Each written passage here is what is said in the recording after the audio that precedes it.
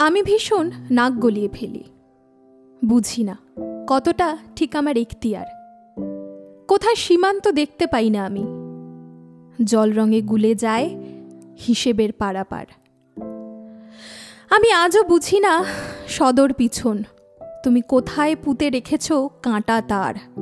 জানি দেগেছ দুর্ভেদ্য লক্ষণ রেখা, অনুপ্রবেশের কখনো দাওনি অধিকার। তবু ভুলের পর ভুল জমে হয় পাহাড়। হয়তো ইতি টানার সঠিক মাপ ছিল।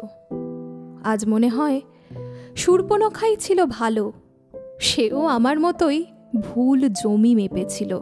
যদি হাত বাড়িয়ে এক মুহূর্ত দিতে তুমি আশকারা, পায়ের তলায় সর্ষে নিয়ে আমিও হতাম বাঞ্জারা। কবিতা সঠিক মাপ লিখেছেন সুদেব ভট্টাচার্য। শুনতে থাকুন রেডিও ভেনাম। জেগে ওঠো কলকাতা।